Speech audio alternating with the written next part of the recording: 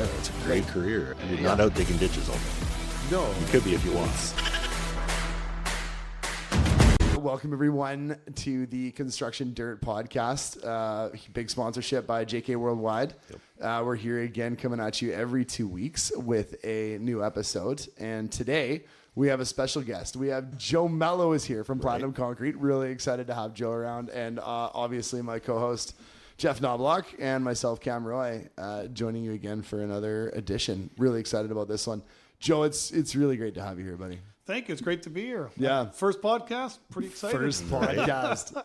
Joe, great to meet you. Yes. First time Yeah. meeting you as First well. time, So, guaranteed. Yeah. Cam, I've heard your name a This lot is- around. This is getting too mushy. This is getting too mushy. I'm done with this. Kumbaya moment. Yeah, Kumbaya, Here we go. Joe, yeah, it's great to finally get you here, nail you down for a time frame. I know you're a busy guy out been there busy, doing yes. stuff, right? So, Yeah.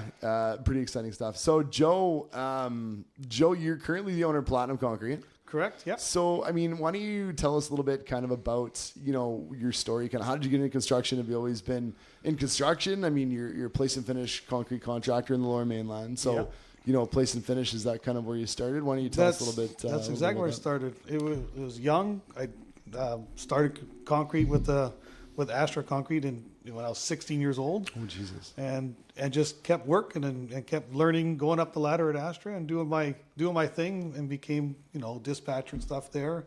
Ran pumps, laser screeds, did all that, which was fun.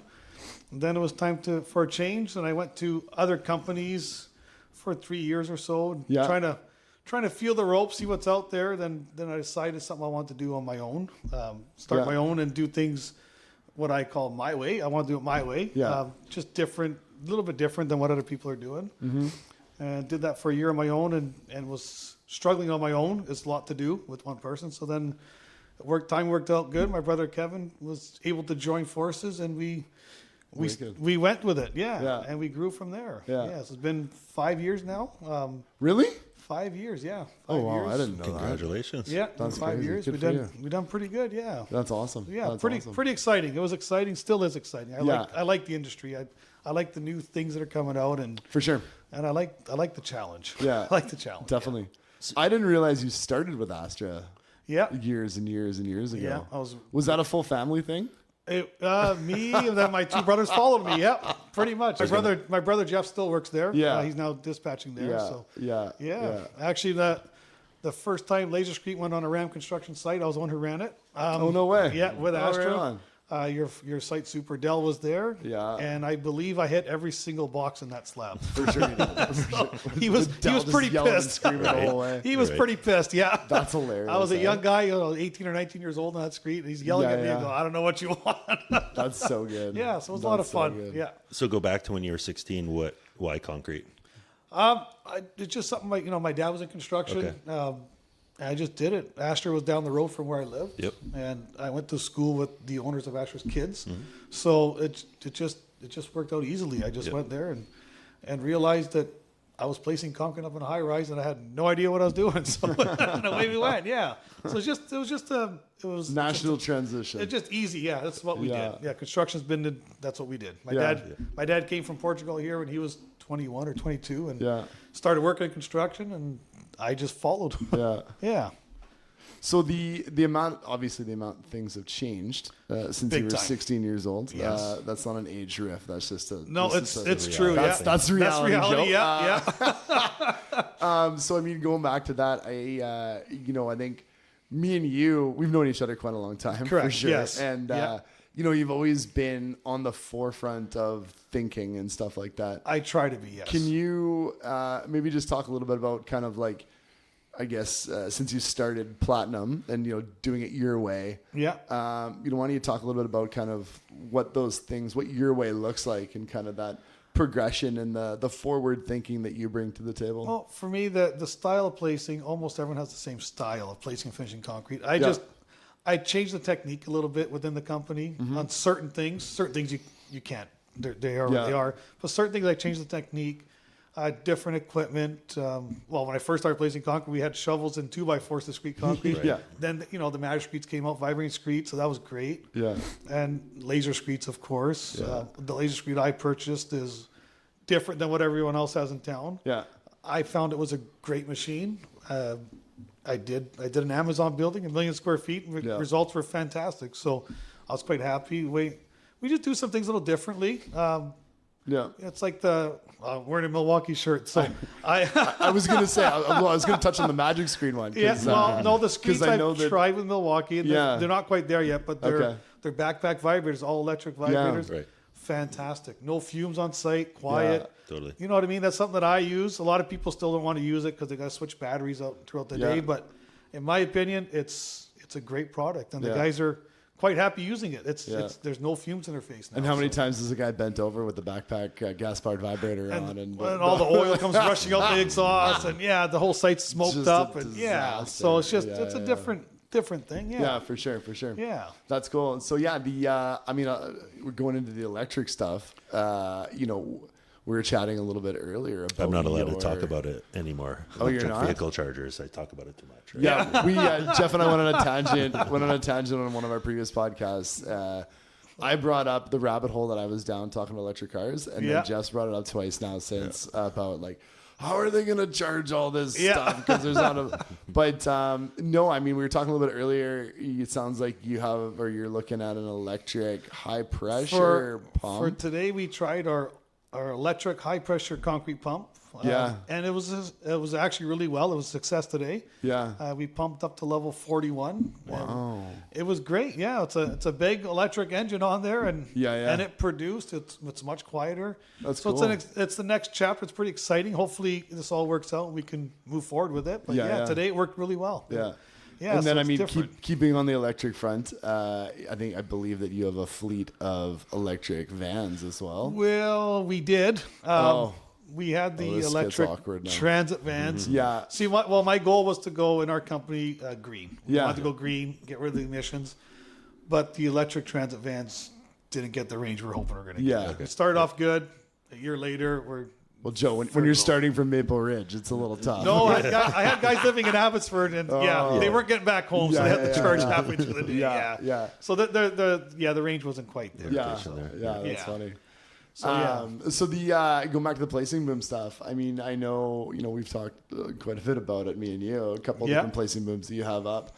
We were just talking about that earlier, and it's becoming more and more common now. High-rise towers, placing booms. A lot of people are moving those placing booms. A lot of generals want it because they want crane times. They're trying to increase their schedules. Okay, right? So, that makes sense. Yeah, they want to pour slabs once a week. And just go. They accelerate that building time. And so the placing booms go to work. Cranes can put up whatever they need to do. Any left windows, plumbing, whatever you need that's going up, right? So someone out there in the world that isn't totally aware of a placing boom, is there an easy way to explain it without visuals? To explain it for Jeff, a placing boom is well, I'll let Joe explain it because he's the professional. How about that? It's basically a self-climbing boom, like you'd have on your concrete pump, like a mobile pump, but you take the boom off it.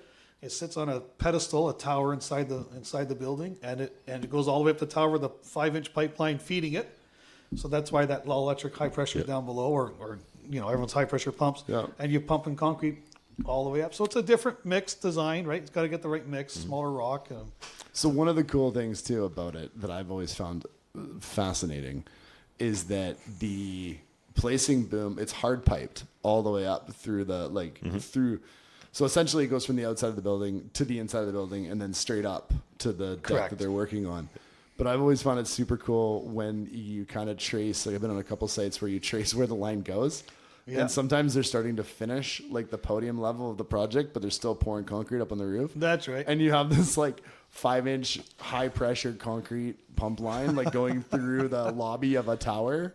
And then like up the service shaft with and then the lock blocks with where the 90s are and stuff like that for the thrust blocks and stuff. Yeah. So Joe, is that something you have and it's used, or is that something like the general would supply on those towers? No, something I have. You have. So then at the end you take it out, you take it back. That's right. Yeah. We take care of it from there. So Interesting. No, it's really neat. So they'll try and finish what they can up to that pipeline, and they pretty much wait until we pull out, get stuff out of there when the job's done. Yeah, that's super cool. So could I ask you what excites you most on a concrete pour? Like if a GC calls you and says, we have slabs, we got tilt walls, we got elevator cores. What excites me, replace concrete. I like the challenging jobs. It could be car dealerships, stuff that you need that high tolerance. You want to visually look good. I enjoy those things. Those would excite me. Yeah. I mean, high rises are great. I love high rises. Going up every week, you're doing a slab. Yeah. To keep that consistency of tolerances, I think is key. So, my guys work really hard. They do their thing. It is challenging nowadays because concrete is a lot different than it used to be. A lot of chemicals, higher MPA concrete, causing different issues for finishing and stuff like that. So it's challenging, but the challenge is always accepted. We always want to try and do better, right? Yeah, I like that answer. So I was wondering if the challenge was like, how are we going to get concrete from here to there? But it's more that challenge of making a good product. At the end, yeah. Because at the end of the day, someone paid for that concrete to get there, and it's got to look decent. So how do we get that to look good? And sometimes, I don't blame the ready mix companies. They have a mix design they created for GCs, right? That want the strength. Yep. So, and they got to get the strength by doing whatever they got to do, whatever chemicals they use. So we have different products to try and fight it, finishing aids that we've used. Yep. On one of your sites, we use a finishing aid, and it did help. But is it something that we should be doing, or should the concrete suppliers have that in their mix so that we can actually finish it, right? Yeah. That's where the battle comes, right? Because human error is very normal when you're trying to apply a finishing aid. You're not going to be consistent. Yeah, well, and you're trying to have a nice finished product based on decisions other people are making. Exactly. On mix design, or do you want to pay for that accelerator or additive? Exactly. Yeah, we don't really have much control over that. Like I try to insert myself into those conversations to get the better mix. But sometimes we don't get that. Yeah, we talked about the super PM relationship and then that importance of the players that. One of our previous podcasts was just talking about super PM relationship, the communication, on the same page and stuff like that, and that's a huge thing.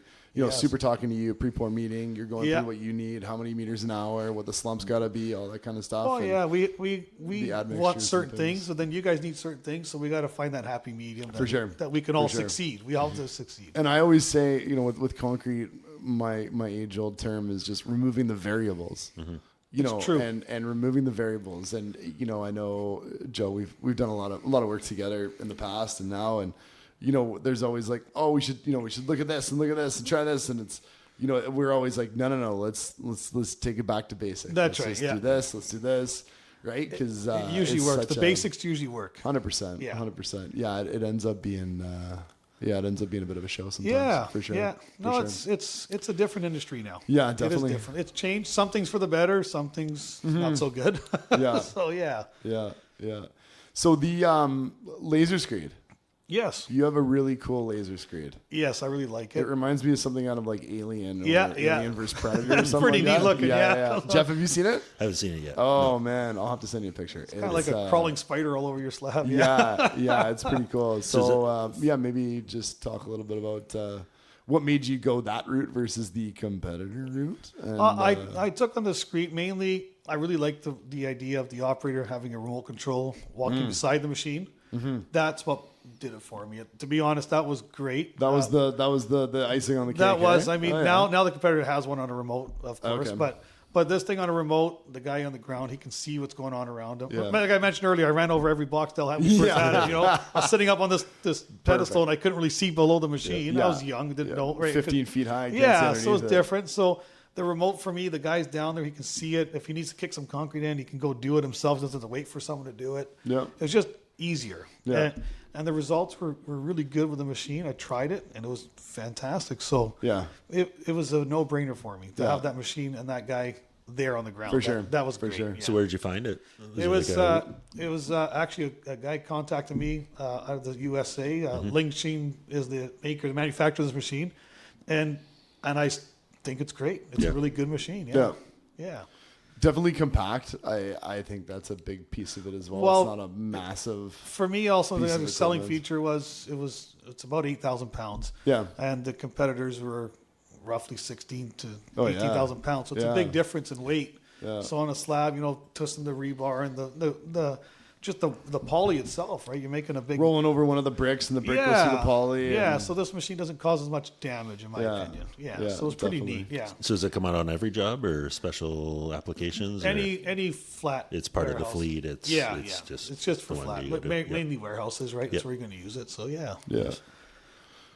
There is another guy that has one in BC, isn't there? Or are you the only one? I'm not sure. Okay. I don't know for sure. I thought Hooper had one up in Kelowna. It's possible, but I don't know. He might be looking at one. Maybe that's what he was saying. Yeah, I was don't talking know. to him a while back. That's cool. Yeah. That's sweet. So the pumping, you're not into the pumping, but you include pumping. You got a good partnership going on. I got with a great partnership. Great partnership. I love those guys there. It's Able Concrete. Shout out to Able Concrete. Shout out to Able Concrete. Those guys there we go. They've been awesome. They're great to work with. He's got a good team of operators. And it's easy. It's easy working with them. They come in, you tell them what you need, they're there, and it's done. Yeah. So there's never any issues. Yeah. Never. It's really good. Yeah. I mean, they also have Peter, so I mean, that's just another. Yeah. No, they got George, the owner there. He's great dude. Awesome to deal with. His son Jason, really good to deal with. Yeah. Great guys, really good. Yeah. It's really good. I always love going up there to see them. They're always great guys. So. Yeah, for sure. That's awesome. Yeah.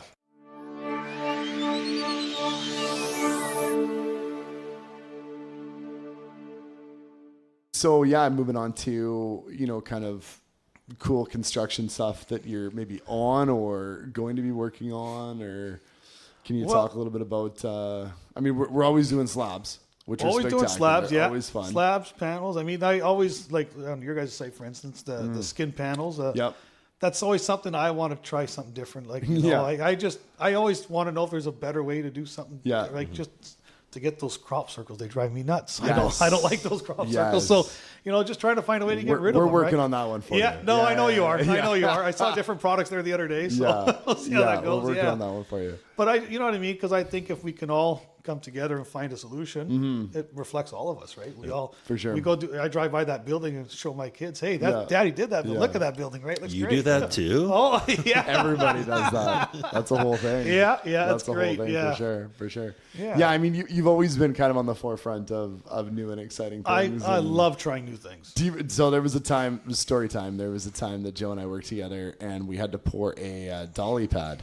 Yes. And we actually, it was laser screed. He brought the laser screed. He says, "We're going to do the laser screed." And I says, "It's on like a 4% slope. Yeah. Like, how are you going to do it with the laser screed?" He says, "Well, the laser's got like a percent like thing on it.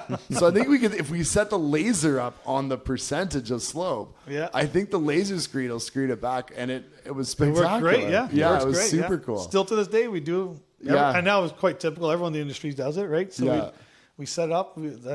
It was actually Samaro that taught us how to do it. And okay, cool. And they showed us how to set up this laser and do your sloping. And to us, it was new. We've never done it. Then you talk to Layo guys like, "Oh that's no problem." Well, for me, it is. I've never done it. Yeah. But you know what? And we only got one shot for it. Too. Yeah. Well, that's the thing. That's why I tell people, concrete. If you screw up, it's very expensive. Yeah. So no, it's pretty neat. Yeah, that I still do. And I like new things. Like Jeff, you came up with the thermal lock and all that, right? That's the kind of stuff I love to see. It's innovation. It's different. Sure. Yeah. For sure.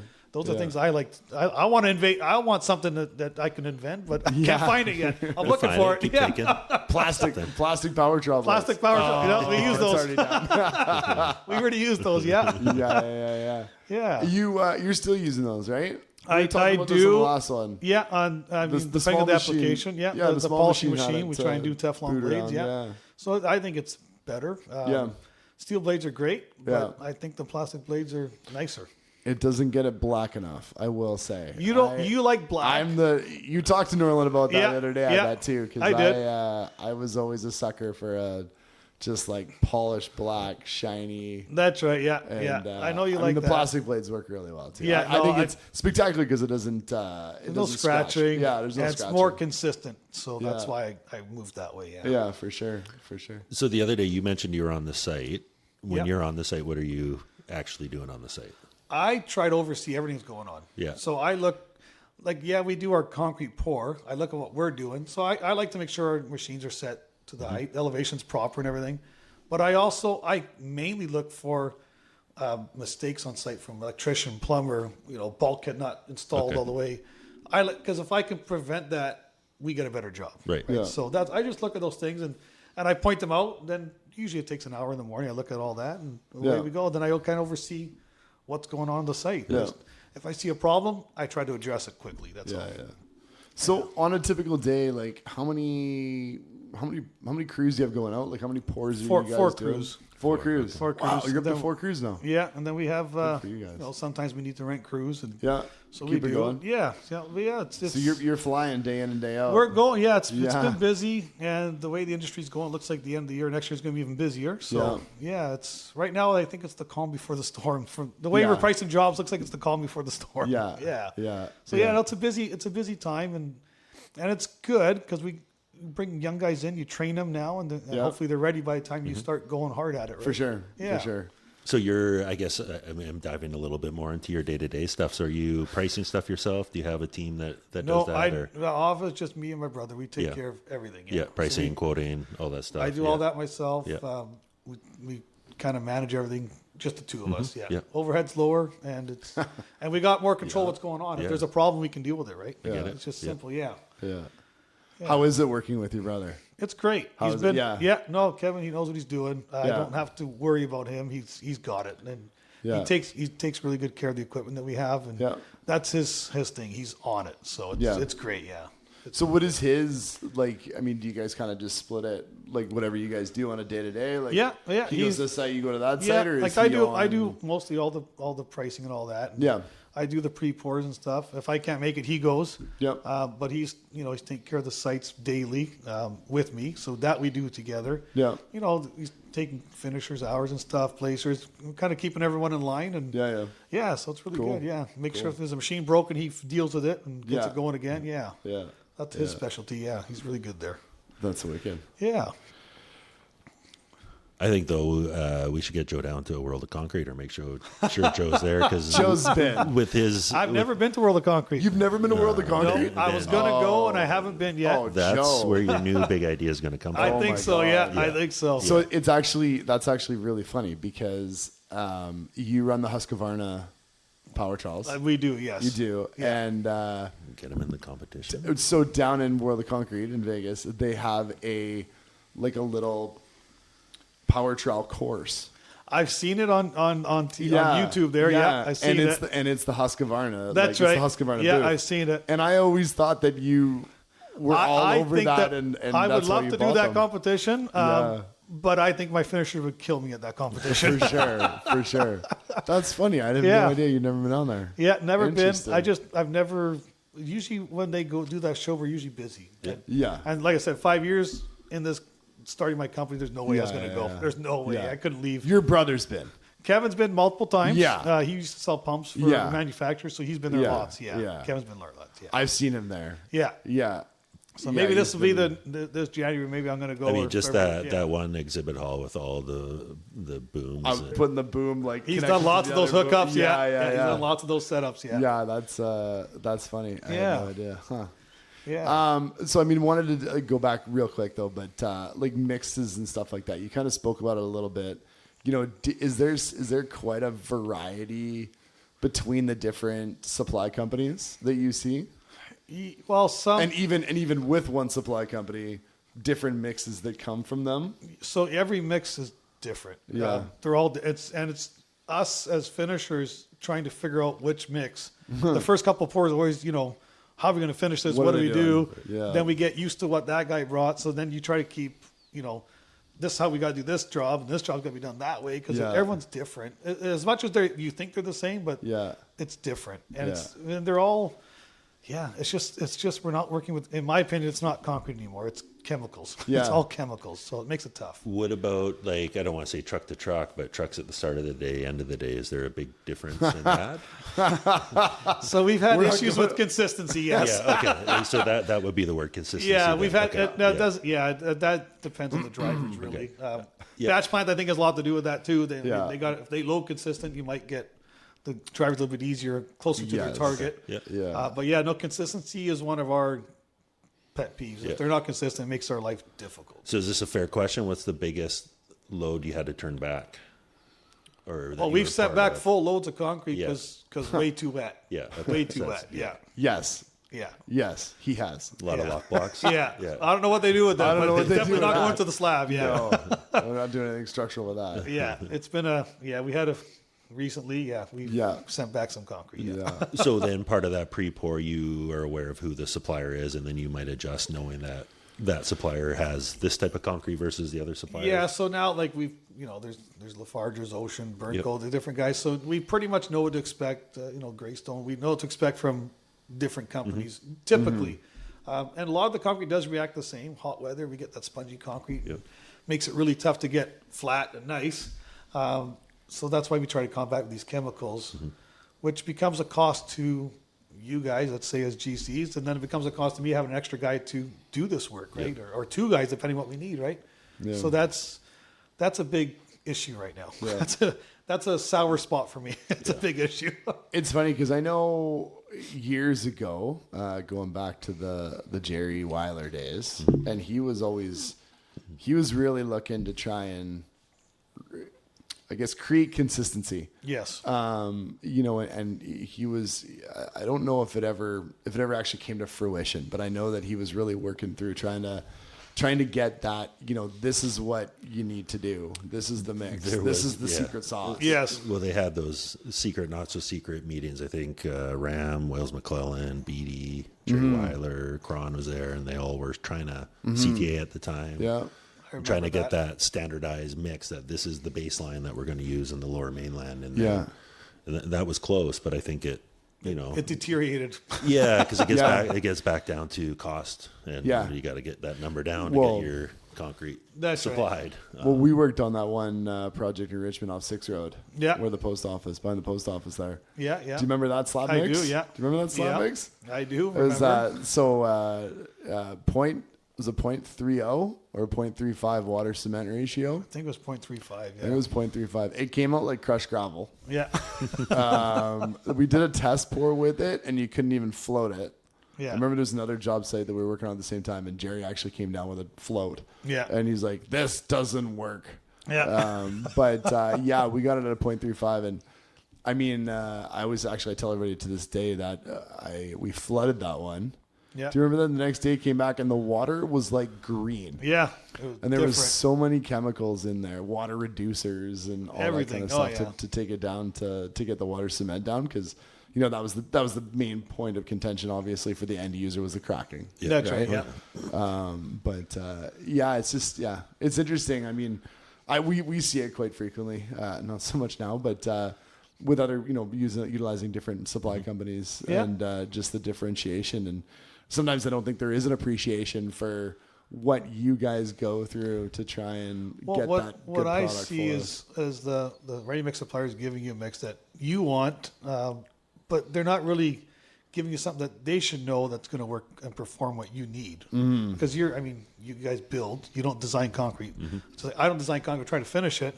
So we get all these different concrete strengths, different chemicals in it, slag, fly ash, whatever they're putting in there, trying to get rid of this stuff, and it makes it hard for us to finish it. And then when it doesn't turn out, they all walk away, and we're all looking at it, go, how do we fix this? It's different. Yeah, the mixes are really, really tough right now. They're really tough to work with. What are your thoughts on slag and fly ash, Joe? I don't have many things to say about those things. Go get your leads points. That's right. Yeah. Go get your leads points. Yeah, exactly. Yeah. That's too funny. So I mean, going back to, let's say, like the tilt stuff versus some high rise stuff, like you must have been on some pretty exciting high rise projects that are kind of cool. Some big like cantilever decks and Well, I like still think that Gilmore project for me that I did with Ani there, it was a big tall building. Did you do that right out of the ground? Like you were down there in the whole wrap slab, the whole thing? That's right. Yeah. That was a big job. It was a lot of concrete there. I mean, that one building was 68 floors up. So that was fun. Yeah. That was fun. That's cool. Lots going on. Those are big footprints too. It's just 11,000 and change footprints for it's massive. The parkade there is the parkade's massive. huge. Yeah. So that was a lot, but that was a challenge, and everyone pulled together and they succeeded. They did they did. It was a really good job. Yeah.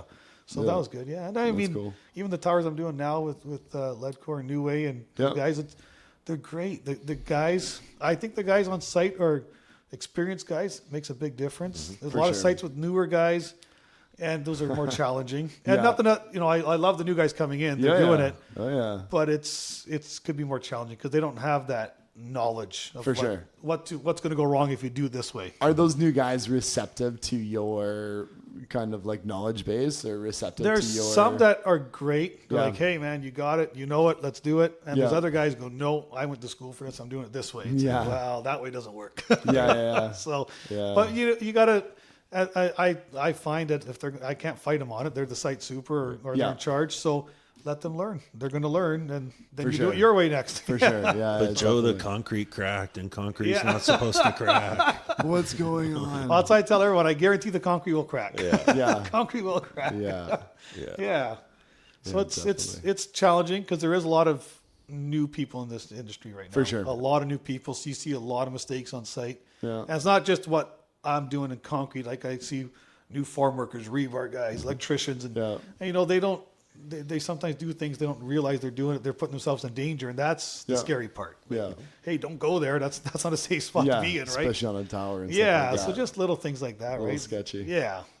So it's different right now. It's different. Yeah, but I feel like my dad used to say, "Oh, you young guys are crazy, and you're going to break this industry." And now I feel I'm saying the same thing. So yeah. Yeah, it's funny. I'm transitioning into that age where I'm like, oh my goodness, I'm doing that now. That's right. Yeah. I am now my father. Kids these days, and they don't know what this is ridiculous. Yeah, I feel myself doing that a lot. I see myself doing that a lot, actually. Yeah. So it's just different. Like you said, you grew up in this industry, and you did, and it's you grow up in it, so you know certain things that are not going to work, and there's people who are trying to tell you it will. So okay, we'll try it again. We've been talking. I mean, that's been this year, I think it's one of my big things is that transfer of knowledge. Yes, and just seeing all the very knowledgeable people in the industry retiring and aging out, and before they go, we should probably figure out what they have. That's right.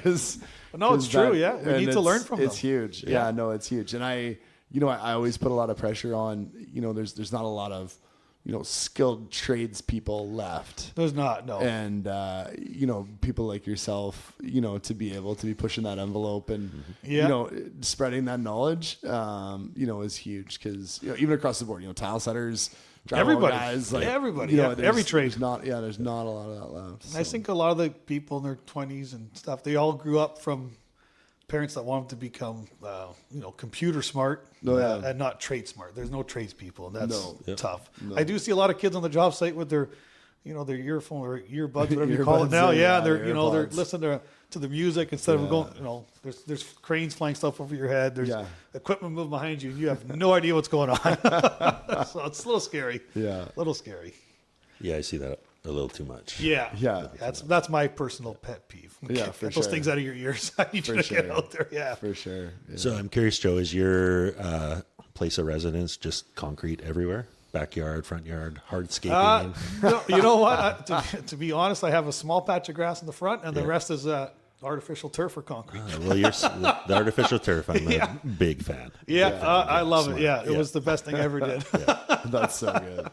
Yeah, I keep it natural in the front yard just so the neighbors can. Is it stamped concrete or what do we got? No. I actually didn't change the concrete in my house. I bought it and it's laid the way it is. Yeah. I added some exposed aggregate is what I did. There you go. That's all right then. Yeah. A little bit of Coca-Cola. A little bit of Coke. That's right. Good to go. Yeah. Did that in the middle of the night when all the neighbors were asleep. So. For sure you did. Now, you say about that artificial turf. So house I was at, backyard, we put it in, and I didn't want to do the front yard because I didn't want the neighbors to see That's anything. right, And then 3 years later, I was like, I don't want this lawnmower for this little patch of grass. So did the front and the amount of the neighbors that came, but they were, some were hating on it, some were liking it. Yeah. One fellow came around. Yeah, he was the manicured lawn, and he was like, yeah, I don't really agree with this artificial grass. And then a month later, he's like, you know what? It looks good. And I've never seen you out with a lawnmower. I'll be honest. Right? I have a neighbor across the street who's retired. And I came home the other day. He was putting weed killer on my lawn. Oh, Jesus. He was helping me take care of it. So is he taking care or saying, Joe, what are you doing? Well, I'm not sure, but I didn't say no to it. Yeah, just leave it go. That's right. Leave it go. Yeah. Yeah. That's so funny.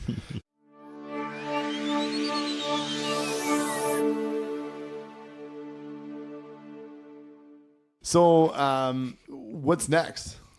I mean, what are you working on? Like, we're talking about the electric high pressure pump, which I mean, we're gonna have to talk about that another time as well. Yeah, we'll see how that works out for me. Yeah, today's the first time we used it, and it worked good. And, and maybe it's something we continue with. I don't know. We'll have to see how that proceeds, right? How that goes. Yeah. So what? I mean, what else other than that? Kind of. I mean, you're always looking at something. I know you're always thinking. Well, there's some things that I have in mind, but I don't want to talk about that. Okay. All right. That's fair. I like that's fair. Coming soon to a site near you. That's right. Yeah. You might see it soon. Hopefully this year. We'll see. But yeah, there's some things that I like to try, and Good. I like new things. Like I watch a lot of different things in concrete construction, different countries. I try to call people in different countries that do concrete, how they do their flat floors compared to what we do, what they do different. And just I try to get the knowledge from these guys. Right? Yeah. Good or bad, if we try it, then we'll know if it works. Yeah. Yeah. I do have to say that those electric backpack vibrators are spectacular. Oh, it's awesome. Yeah. That's awesome. We've used them a couple of times. Yeah, if they can get the streets working good, I'd be happy. Yeah. I'd be happy. Yeah. Electric power trowel? We've tried one. Oh, no way. Yeah, I tried one. I bet you get the torque coming out of the paddles. Oh no, it goes like crazy. Yeah. Milwaukee again, they let us try one out, and Milwaukee has one. Yeah, and it worked good, except for I can't get the range that I need. Like I can't get enough battery out of it. So it'd be great. Any residential guys out there looking to do basements, it'd be great for them. It'd be great for what I do. Bigger square footage, it won't go too far. Yeah. Interesting. Off the top of the head, do you know top biggest slab pour? Square footage wise that you've achieved? The biggest one I did was with my old company. We did 72,000 square feet. I was running the laser screed that day, and we did in 11 hours. Wow. That was a huge warehouse out in Aldergrove. Yeah, it was a big pour. That was a good day. Racking my brain to try and figure out which one it was. You know what? I have it at the top of my mind. I don't remember the name of the building. Gloucester then? Gloucester, it was in Gloucester, Yeah, it was Gloucester. We had a pump on either side of the slab. We were just going. Oh, the double pump. Double pump, one laser screed, and I was going like mad. Were you around that one time where I had that 3 a.m. pour or 4 a.m. pour and we double pumped it? We had one. We started one pump, but the building was long and skinny, and I wanted to pour all. It was like 40,000 or 38,000. Yeah. Wanted to pour it all one shot, and so we had one pump show up early, and then it like transitioned. That's right. Yeah. To the second pump, so the second one was set up ready to go, and then the trucks just go started supplying the next one. Yeah, that's pretty neat. I don't know if I was involved in that one or not. No, I think that was. Yeah, that one in Gloucester, we did pumping at the same time, 2 pumps. So that's cool. Wide slab. Yeah, it went really well. Did the laser screed keep up? Barely, I kept up. Yeah, I pretty much because you're just hammering like. I was. Mind was. What's 100 meters an hour? 120 meters an hour. Yeah, maybe 120. Yeah, we were going. We had that was the old, the laser screed with all the levers on it. So it was a lot more work than. And, I think I took probably, I don't know, half a bottle of Advil that day and just go, right? Just keep up. Told all the guys in the crew, I don't know where you are, so don't get near me. I'm just running. I'm just running with it. Well, that's too cool. So, it was a lot of fun. It was good. A lot of fun, A lot of fun. I like those big pours, the challenge. Yeah. Big volume pours are great, 4,000 or 5,000 meter pours. Yeah. Those are always fun, right? So I'm curious on that. Was there a reason for that large pour? I think they just got it ready and just get it done. Let's just do it. Let's just do it. Hammer down. Yeah, let's just do it. So they did it. That's a lot. That's a lot. Yeah. Oh, that's a big slab. That was the biggest one I've done with laser screed to date. That's cool. I've never done with that. Not another one since. I wonder what the lower mainland or even the BC record would be. There's the rabbit hole. There's rabbit hole. You got to find out. You got to call around and find out. Yeah. I don't know. Call everybody. Right. And I'm sure someone's beat that record. I don't know who. I have no idea. Yeah. But Yeah. No. There we go. I call it a record. That's my record. I don't know. Officially, that's I don't what know. I asked. I asked what yours was. Yeah. Officially, I don't know. We poured I was in Alberta years ago, and there was the entire parking lot was concrete. Oh, wow. And they did, it was like 200,000 square feet of parking lot over like a 4-day period. That's a lot of concrete in and 4 days. There was two 2 full 24-hour days that they just like kept like trucks would just drive in. It was just shoot. So you're just shooting it off, right? Yeah. But yeah, it was cool. Cool. It was cool. Yeah. Have you ever seen a telebelt? I have seen one. Yeah. I haven't worked with one, but I did. No. I've seen it work, but I've never worked with one. Yeah. Do you know Jimmy in town that has it? No, I don't. No. Okay. Pretty neat. There's looking, one in like, town. yeah. There's two in town. I don't think he has both running. He's just got one running, but he won't allow concrete in it. I've asked him. just gravel. Because you can hammer down a truck. What did they say? Oh, it'd be fast. Buddy, it was like a truck in like 6 minutes, 7 minutes. It'd be fast. It's Yeah. full 10 Carries it meters. right off. Yeah, so it's got a conveyor. Yeah. It's got a hopper and then it's got a conveyor system, but it's like a telescoping conveyor. That's right. Yeah. And then it like hits a wall and then there's like a giant hose on the end. Yeah, pretty neat. Yeah, it's Pretty super neat, cool. yeah. In the States, they use it quite a For bit. placing concrete. Yeah, Yeah. a lot for placing concrete. The big Apparently volume they're- stuff would do great. Yeah. Yeah, apparently their bushings and bearings budget is just Astronomical. astronomical. Yeah. Yeah, too cool. All right, Joe. Well, last question. I wanted to ask you, what has been like your favorite project to date? What's one that you worked on that you're like, man, I killed that? And it could be, 20 years ago or In all honesty, ago. it'd be the one I just finished with Amazon. Yeah. That was my. This was fantastic. You know what? Yeah. We nailed it. I thought it Yeah. went really well. Yeah. That one went really well. It was a big building. Yeah. And everything was great. Yeah. So I couldn't be happier. Anyways, those results there just floored me. I was happy. I've been there and seen it, and it's spectacular. Yeah.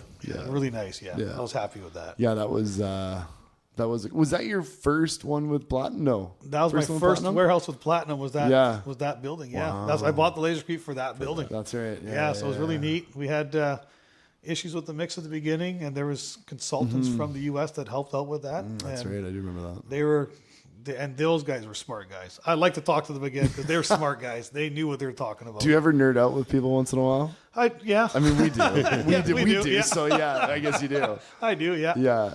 Jeff always says to those, okay, simmer down. Right. Yeah. Simmer down.